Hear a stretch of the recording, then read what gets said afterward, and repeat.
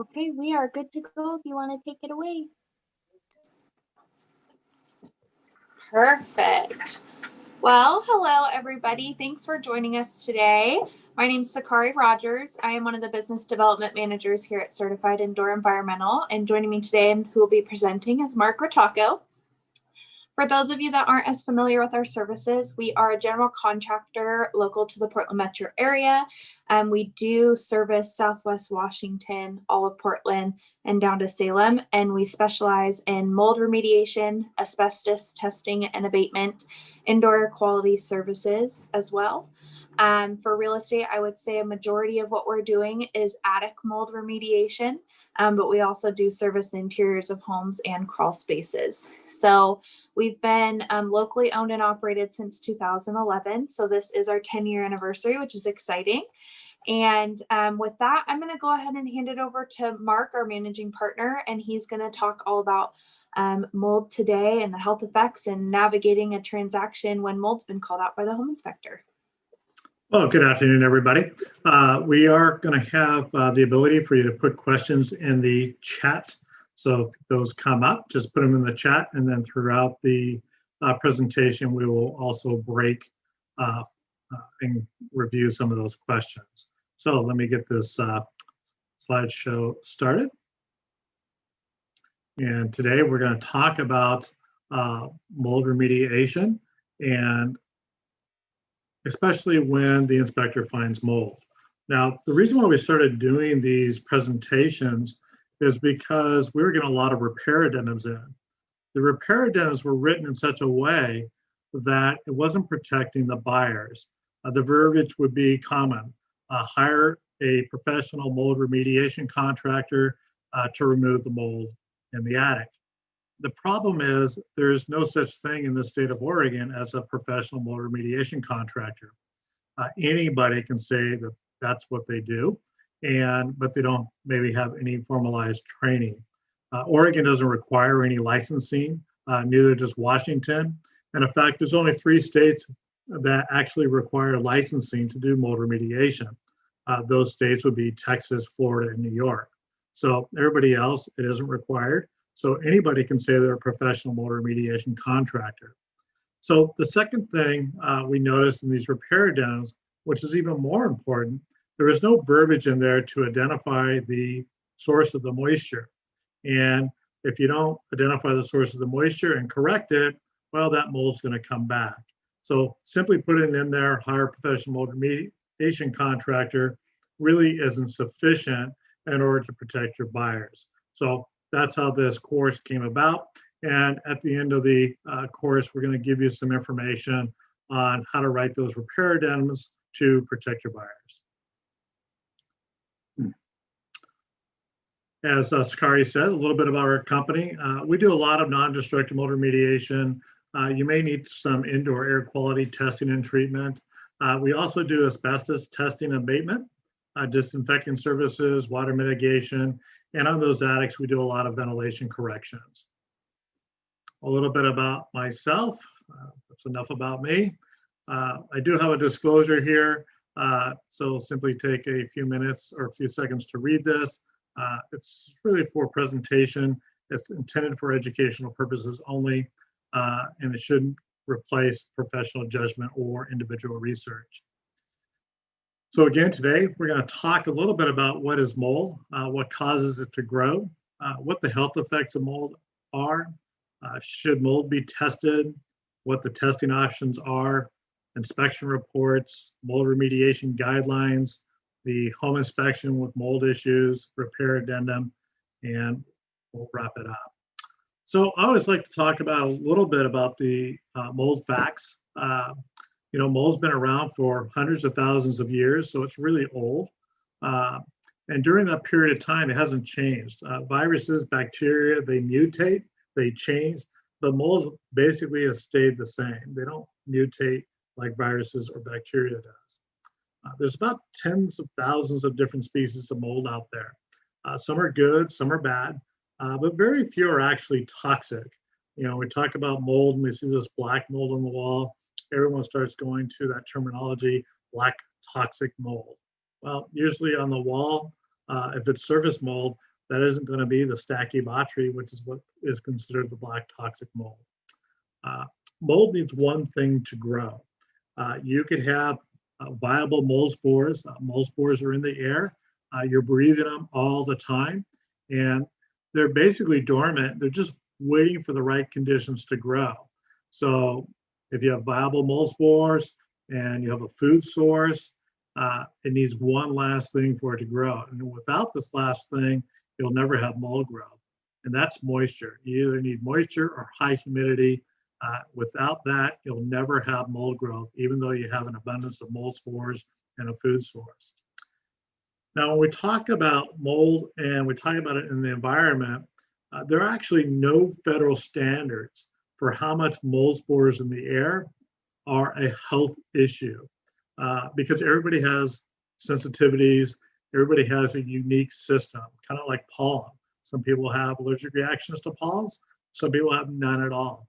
So it really depends on the individual. I'm going to show you a brief video here.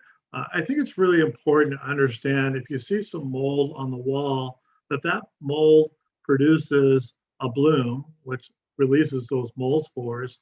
And those mold spores aren't going to just stay in the same location. They're actually going to travel throughout the environment. So this video kind of demonstrates that.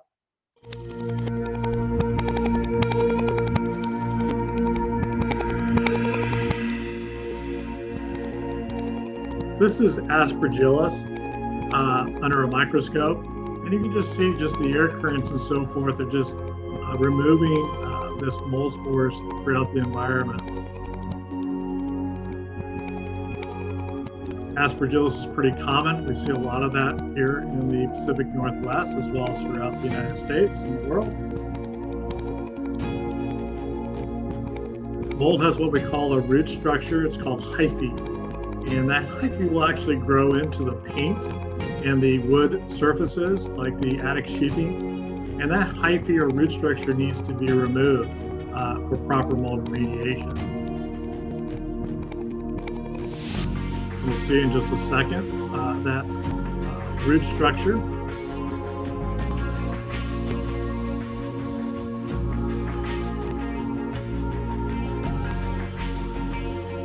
And right there you can see the hyphae or the root structure. We'll see it one more time here. And it's important to make sure that you're removing that root structure, the hyphae, because again, it grows into painted surfaces and so forth. So if we have some mold on the wall, just understand that those mold spores are going to travel throughout that room. And if you have a ventilation system, it can travel throughout the whole structure. Doesn't mean it's going to get to a level that's going to cause a health issue, but just understand that it does travel throughout the environment.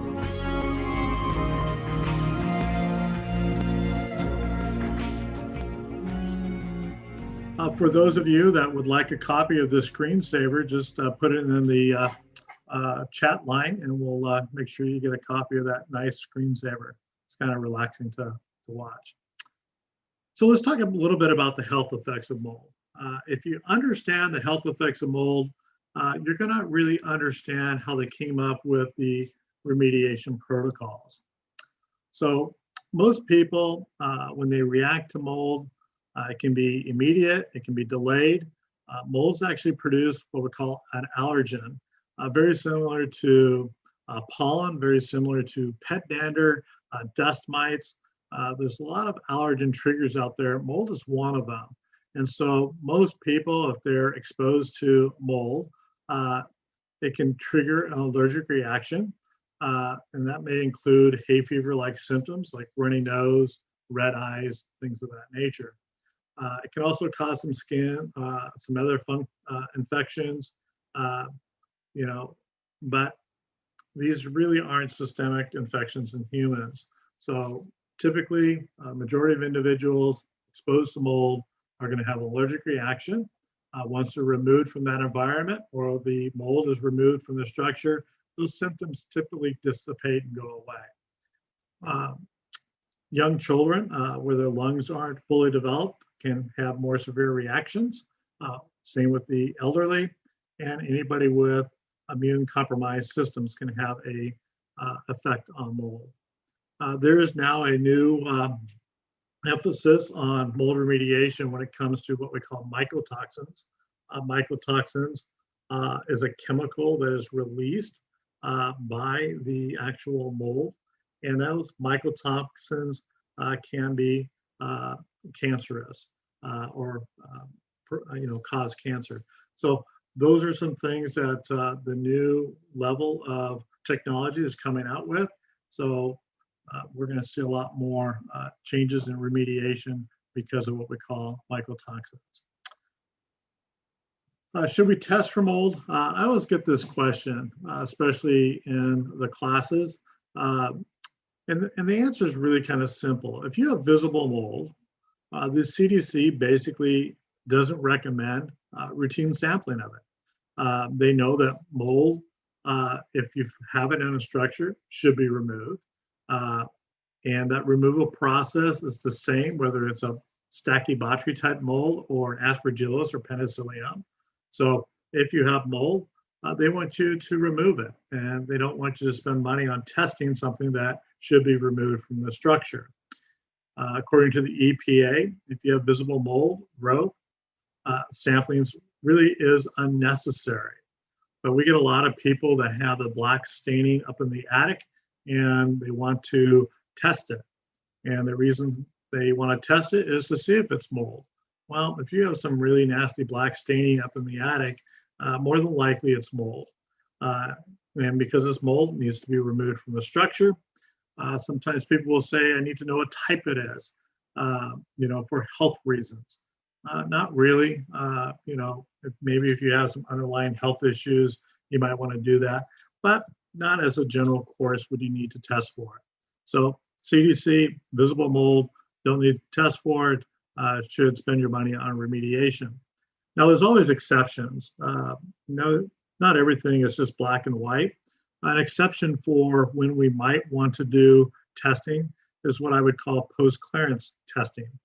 Suppose we had a structure and it had a leak from the dishwasher, and it went unknown for a while, and all of a sudden we have all this black mold behind the kitchen cabinets. Well, that black mold is probably a very toxic type mold, and even if it wasn't toxic, after we have cleaned and remediated the mold, we probably want to test the air quality to make sure it's safe to reoccupy. So it's what we call post-clearance testing. Wouldn't test the mold up front because I know it's there, it needs to be removed, but I probably want to test it before I let the people occupy that space again, just to make sure that we did our job correctly. We do a lot of landlord-tenant disputes. There are a lot of landlords that don't want to do proper maintenance on their structures, and there's a lot of tenants that are trying to break leases or get rent concessions.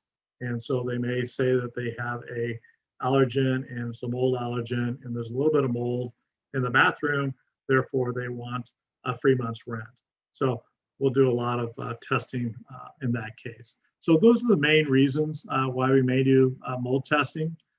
You may have a client that has allergens to mold, they know about it, and they may want to do testing prior to buying the home. If that's the case, please do not use the home inspector to do the mold testing. Hire a separate company to come in and actually test to see if there's mold or not. The reason why I say that is there's a lot of home inspectors that are upselling mold testing, and we end up getting maybe one sample from an area that may be slightly elevated, but may not have any reason to it.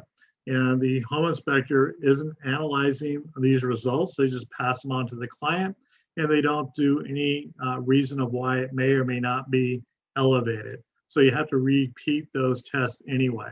So if you have someone that has allergy concerns regarding mold and they want to make sure that property is safe, do an independent company to come in there and assess the property.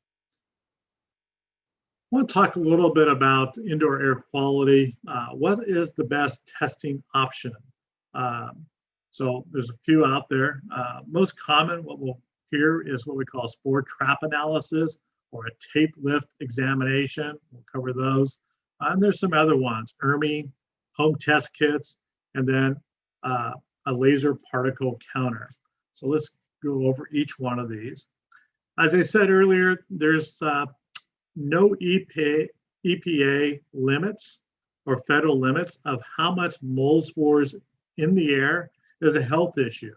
So, you know, we don't know how much sampling measured for a standard. So there is no standard out there for how much mold spores in the air is a health issue. And the reason for that is that everybody reacts differently to mold. So it is difficult to create an exact range that would cause a health hazard. So we have standards and other things like lead and asbestos and things of that nature, but mold is an allergen just like pollen is. So it's really hard to have a standard when everybody is unique and they have a different reaction to those allergens. So with no standards, how are you able to know when a certain spore sample is hazardous or not? And the reality is you're not. It ranges all over the place. On the right-hand side here, we have what we call a spore trap. What they do when they take the air sample is they have this cassette and air flows in from the top. There's a little slide in the middle of this aerosol, and that slide basically has some stickum on it, and it collects the particles, including mold spores, onto that slide. They'll then send it off to a lab.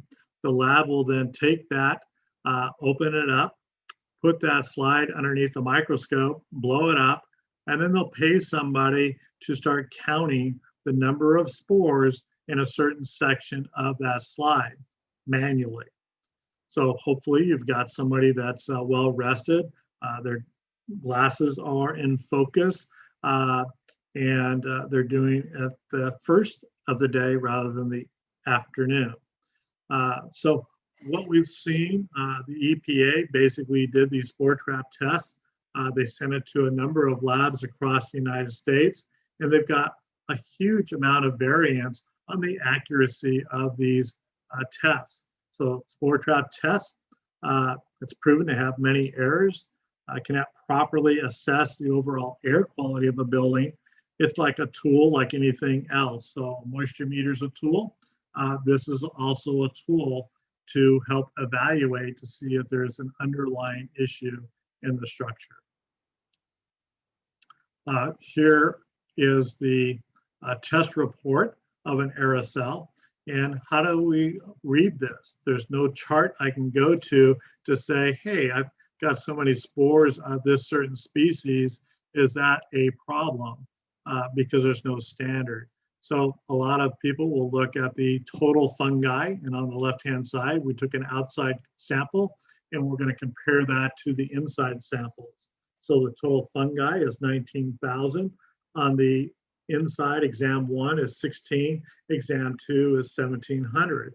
So based on the total fungi, you know, somebody might assume, well, it's less than the outside, therefore it's a pass.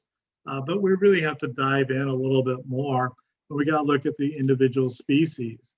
And if we look at this one, the species of Aspergillus penicillium is 802 outside, and we have 15,000 in exam 1.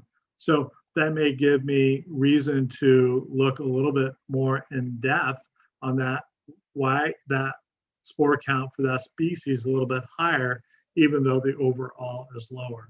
So there are some interpretation on this, but there's really no standard to determine whether we have a pass or a fail. The other kits that are coming out there right now, there's one that's gaining really popularity. It's what we call a ERMI test. ERMI stands for Environmental Relative Moldiness Index. It was basically for scientific purposes only. The EPA wanted to create a method to try to evaluate properties throughout the United States. and see if they could create some index to identify whether there was a indoor air quality issue. And so this was what ERMI is. And if you go to the EPA website, they'll tell you that ERMI is for scientific purposes only, but there's a lot of labs out there that are marketing this as a test. And if you ever order this test online, they'll send you basically a microfiber cloth, some latex gloves, and they want you to go and dust. And then in dust, as you know, dust contains mold spores as well as viruses and bacteria and all sorts of nasty stuff. So if you have a really dusty environment and you send that into the lab, you're going to come up with mold spores in the dust. That doesn't mean that you have a mold issue. It just means that maybe you have an unclean environment. You can also have someone that has a really clean environment that has to dust a lot more in order to get the exact same results. So scientific purposes only. It's not a test we would ever recommend to start out with. Maybe if we wanted to do some long-term forensic study of a place, may be done, but it certainly is the last test that we would ever recommend anybody performing. There's another one out there called a home test kit. You can get these at Home Depot. The home test kits themselves are what we call a Petri dish. The Petri dish itself has a media in it. The media is designed to grow mold. So if you put this out on a counter, you have mold spores in the air. They're outside, they're inside. You're breathing them right now. So when those mold spores hit that media, do you think they're going to grow mold? Yeah, absolutely. Doesn't mean that you have a mold issue. Just means that it did what it was supposed to do. The problem with these mold test kits, you could put a piece of bread out there and send that to the lab. You're going to end up with mold on that bread. That's just the nature of our environment. So they're designed to grow mold. Doesn't mean you have a mold issue though. Probably the most scientific method of identifying whether or not you have a healthy indoor environment is the use of a laser particle counter. A laser particle counter will give you instantaneous results on whether or not your air quality passes an international standard for indoor air quality. The device shown here is a 6-channel laser particle counter. During the summer, many of you are probably pretty familiar when we had those forest fires. We'd get the report showing that the 2.5 microns was very elevated and unhealthy. So we're monitoring the outside air quality, basically 2.5 microns. This device here is the same type of device. It's monitoring everywhere from 0.3 microns all the way up to 10 microns. It's the same type of thing that we would do for monitoring clean rooms. And here you can see 5 microns at 165. Kind of gives you a visual on it. And then we can also treat the indoor air quality if it's elevated. This is a classroom, clean room class comparison. So in order to do manufacturing, they monitor the air quality using these laser particle counters. In order to perform surgery, they monitor the room to see how many particulates are in the air and what the size of those particulates are. They do that because they know at a certain level, it's safe to perform surgery, it's safe to do manufacturing. Well, on this clean room class comparison, they also have the level for what they've determined as healthy indoor air, and that's a ISO 8. So we can measure the indoor air quality, compare it to an international standard, and know that we've met the healthy indoor air standard. Now, that's not just for mold spores. That's for everything that's in the air, dust particles, pollens, mold spores, etc. Here's a before. So we took 6 samples in and outdoor, and we saw that it was elevated in most of the rooms compared to the outdoors. And then we had to treat the indoor air quality, and afterwards we showed that we passed and met the standard. So let's talk a little bit about the mold remediation guidelines. The guidelines for mold remediation, again, are kind of based on the health effects of mold. And we talked about the health effects of mold. If you have mold, it should be removed from the structure. And we talk about the standards, because you don't need to be licensed in Oregon. There's no federal standards, but there are some guidelines. The CDC and the EPA and even the industry has some pretty specific guidelines on mold remediation. The purpose of mold remediation is to remove the mold from the structure. It's not to kill the mold. And when we talk about remove just means either we can remove it by cleaning. So in a bathroom, if you have some mold on a ceiling and it's what we consider surface mold, you can clean that. You don't have to remove the drywall to clean surface mold. So remove is either to clean it or remove it. If we have mold on an interior wall on the inside in that wall cavity, we may have to remove the drywall to get to that mold. Therefore, we're removing damaged material that we can't clean in order to remove the mold from the structure. Again, the reason why we don't want to kill mold is dead mold is still allergenic, and some dead mold is still potentially toxic. So just killing mold doesn't alleviate the allergic reaction to it or the potential toxicity of the mold. And lastly, according to the EPA and the industry, is you need to fix the water problem. We talked about that in the repair addendum. You need to make sure you're identifying the source of the moisture in order to prevent it from coming back. And then lastly, they don't want you to paint or caulk over moldy surfaces. So those are all the things on the remediation guidelines, the highlights. Do we have any questions so far, Lynette? Any questions in the chat box? I don't see any in there, Mark. I think we're good. Okay.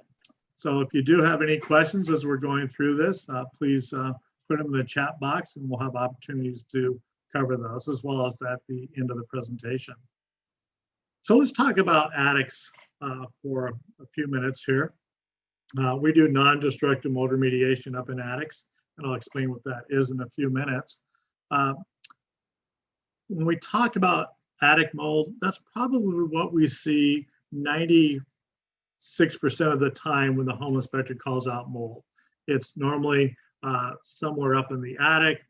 They saw some visible staining up there, and so it's attic mold. So we're going to spend some time discussing attic mold. We probably do about 75 attic inspections a week for the real estate community, identifying where the mold is, what's causing it. So first of all, if you see a picture on the right-hand side, that's attic mold. You certainly don't need to spend your client's money testing it, but it does need to be remediated. Attic mold grows from what we call condensation rising through the insulation. So think of a glass of ice water on a hot summer day. That glass of ice water on the outside of it is going to get what we call condensation. Well, the opposite happens during the winter months. We have this hot air from the structure. It rises up through the insulation and it hits that really cold attic sheathing and it creates enough condensation for mold to grow. So if we don't have proper ventilation, that warm, moist air doesn't have the ability to exit the structure. So we need to make sure that we have good ventilation so that when that hot, moist air rises, it has the ability to exit the structure. The other reason why we see a lot of mold up in the attic is maybe the bath fans or the kitchen vents aren't properly exhausted outside the structure. Maybe they're hanging loose, blowing that hot moisture into the attic. Maybe they're vented to an exhaust vent instead of out of the structure. So those are some of the other main issues that we see regarding attic mold up in the attics. So little bit about ventilation. I'll make you experts here in about a couple minutes. On the left-hand side, we kind of have a normal attic. There's no mold growth. We have good fresh air coming in. As that hot air rises through the attic, it actually has the ability to escape the attic prior to condensating. The bathroom and kitchen exhaust fans are ducted properly out on their own vents. So that would be what we would consider a normal attic with good, proper airflow. On the right-hand side, we may have a blocked soffit. We may have those bathroom kitchen vents venting into the attic. So we just don't get that airflow. So that'd be what we consider a faulty attic.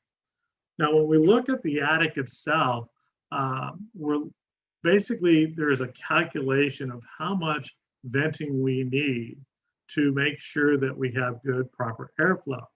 And rule of thumb, you could take the footprint of the attic. Let's say we have a footprint of 1,000 square feet. We could take 1,000 square inches would be the proper ventilation. If we had a 1,500 square foot attic space, we'd need approximately 1,500 square inches of ventilation. Now, it's important that we balance that airflow.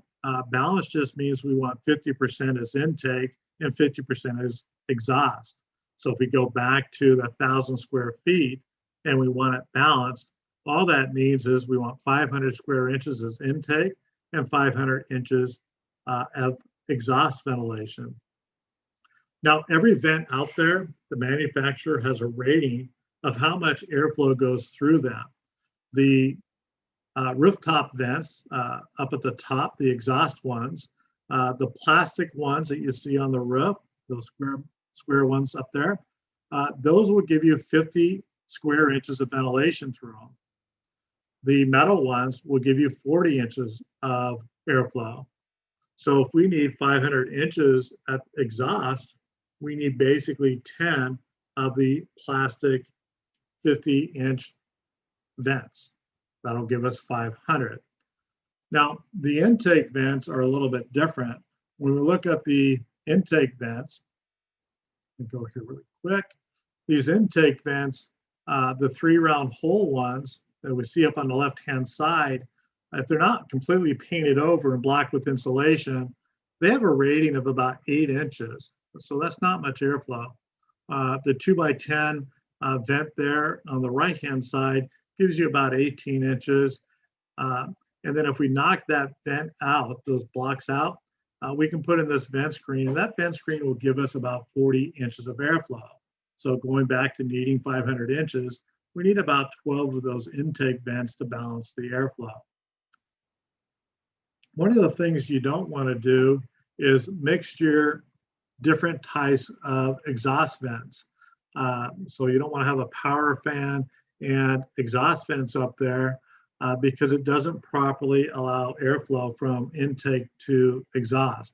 Those power fans are going to pull from the closest vents that they have rather than from the intake vents. We see a lot of these exhaust vents being put down low and people saying, oh, I've added intake vents down low. Number one, it looks really ugly. Number two, no manufacturer is going to tell you you can use exhaust vents as an intake vent. That's not what they're designed for, even though people are putting them down there. One, they fail and plug. And two, what happens is it could void your warranty on the roof from the manufacturer who, the composite roofing. So be aware of that. You never want to see those down low. It can create some real issues. We also see a lot of fan ducts. Fan ducts need to be as close to the exhaust fan. So these ducts here, you don't want loop to loops. They pull water up in them. You want to make sure that they're going directly out of the attic. On the top left-hand side, you can see people just putting it straight up to an exhaust vent. A lot of times those exhaust vents may not even be put in correctly. That one on the top left, It's not in the middle of where they put the sheathing, so it's not really functioning very well. The one on the bottom left, that is what used to be code. You used to be able to take your exhaust vents and connect it to, I'm sorry, you used to be able to take the ducting and connect it to an exhaust vent. That's no longer code. You can't do that. On the right-hand side, we have what we call a stem vent, and you can see that the pipe is ducted right up to where that stem vent is. This is a pretty nasty picture here. What we have here is an attic. We went out to this property 2 years ago in September. The plywood on that property was delaminating, falling apart, and we basically said, listen, you need a whole new roof. You need to tear off all the plywood. There was no work here for us to do. And so we calculated what the airflow needed to be.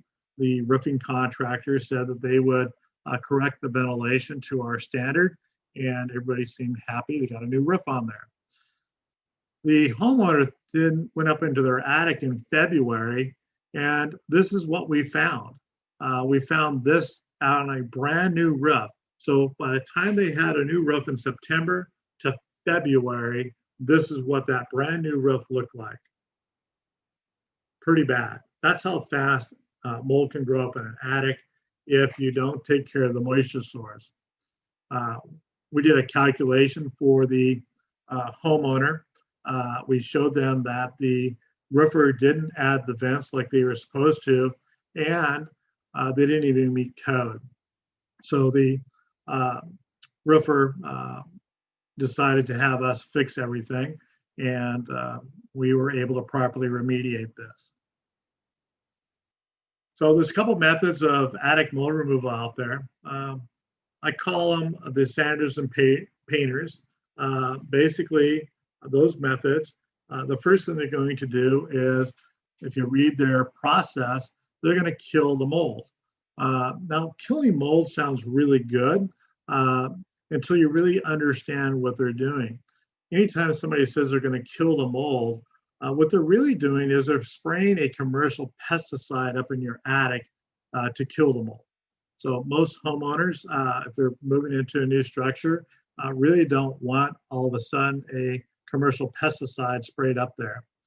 The second thing they're going to say is they're going to sand and scrape the roof sheathing. And there's nothing actually wrong with that. In fact, sanding and scraping is a perfectly legitimate mold remediation practice. But the problem is this. During the summer months, it gets really hot up in the attic, and that attic can be 150 degrees. So most of the companies, even though they're saying they're sanding and scraping to remove that root structure, the hyphae, they're actually not doing it. And we know they're not doing it because they don't show us the after pictures. And the next thing in their process is we're going to paint over. Code word, we're going to encapsulate a protective barrier on. So they're going to hide what they didn't remove. So that's one of the processes out there. We think we have a better method. But before I get into that, let me show you some of the reasons why protective coatings don't work. This is a white protective coating that was applied. They actually sprayed over the ridge vent, blocking the airflow, and you can start seeing the mold growing on this sheathing here. This company just went up there and rolled on some kills, and you can see the mold underneath it. This one here, let me ask you this, can you paint something when it's wet? So during the winter months, the reason why you have mold is because the sheathing's wet, and so you really can't paint it. This kind of is an example of a company going up there, and they tried to paint on a wet surface, and you can see the molds just growing through that protective coating. Again, here's a picture of mold growing on the protective coating. OSB holds a lot of moisture, so mold grows really well on it. You really can't sand and scrape this, so a lot of companies just paint over it, and you can just see the mold growing on it. This is our process. We have the ability to apply a protective a product, and our product basically dissolves the mold. As you can see, this is all real time. Dissolves it instantaneously. It's really easy to see if you miss a spot. And this is the before of this particular attic.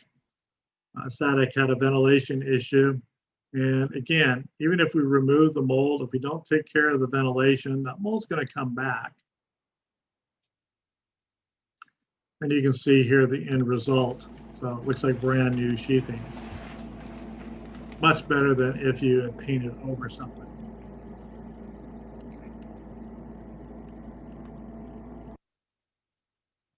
Some before and after photos. We also do interior mold. Again, we have a non-destructive mold remediation method. So this here is basically surface mold. We know it's surface mold because we know what the source of the mold is. The bathroom fan wasn't working, so all that condensation got on the paint. So we'd have to treat this. Here's some before and after of taking care of mold. Again, we don't have to paint when we do this. We just can treat it with our product and the mold vanishes. Here's an example of one of our techs cleaning the mold with the product. It's the exact same product that we used in the attic.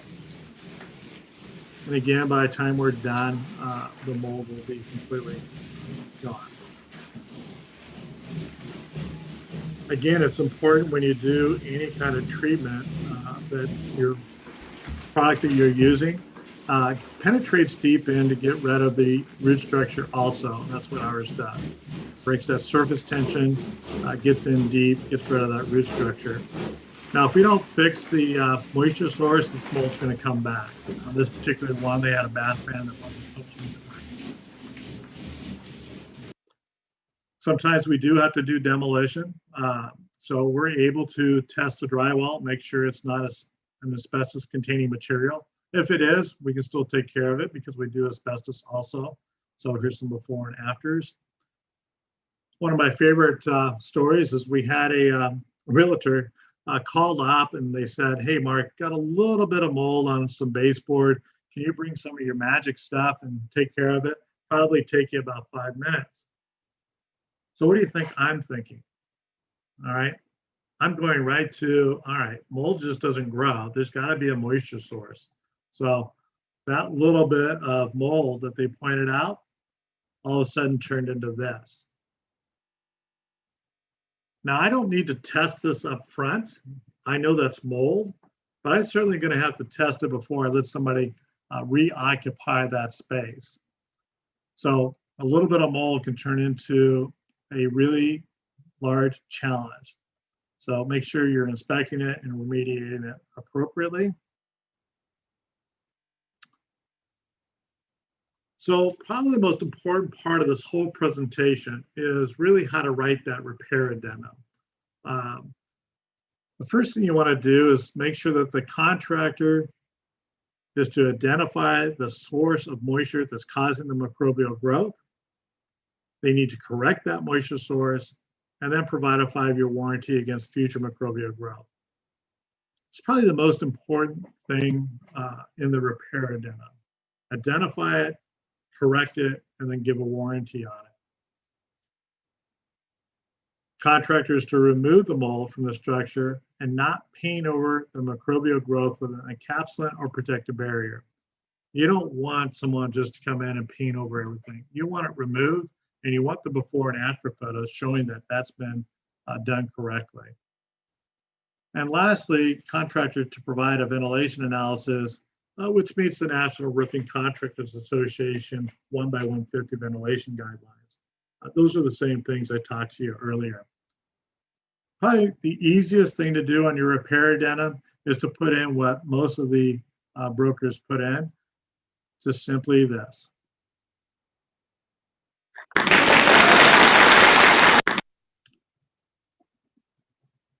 Okay, we're going to wrap this up here.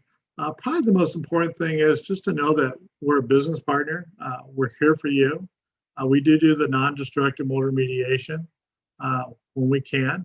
We do indoor air quality testing, asbestos testing and treatment. We can do COVID-19 disinfecting. So if somebody has some concerns prior to moving in, we do offer that service as well as water mitigation.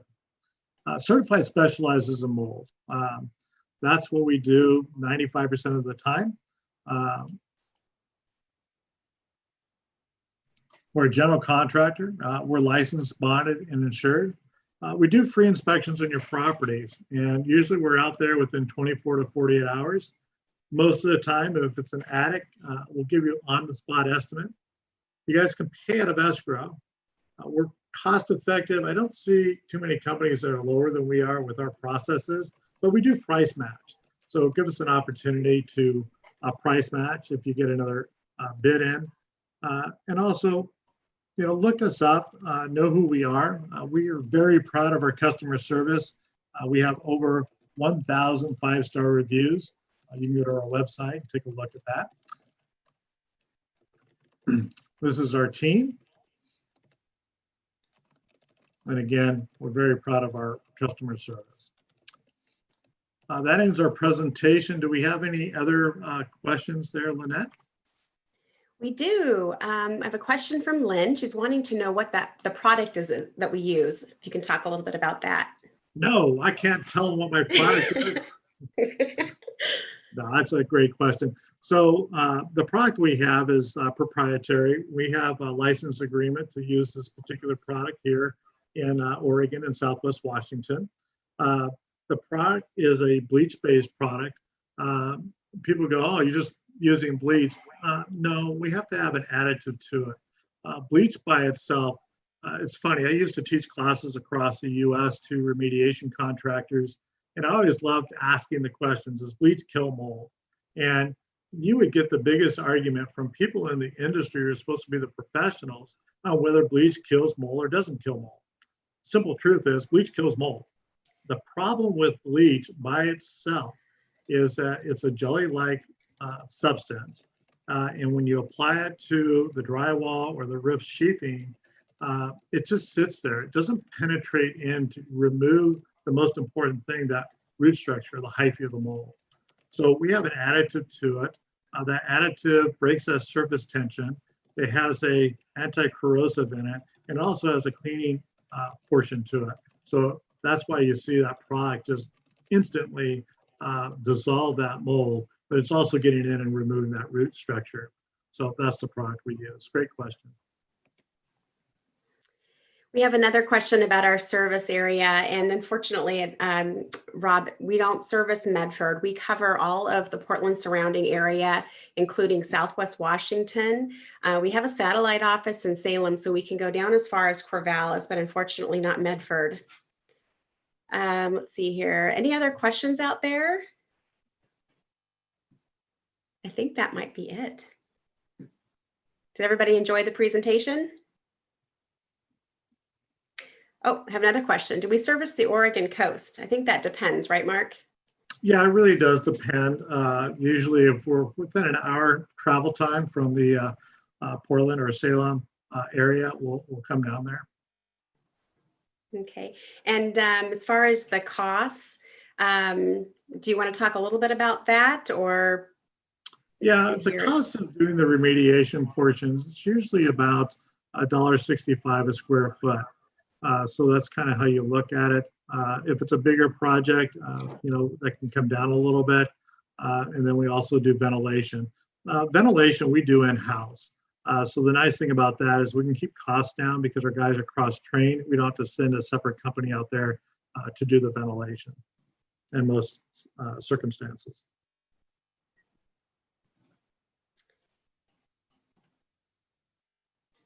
Okay, I think that's all the questions I see in here. Thank you so much for attending today.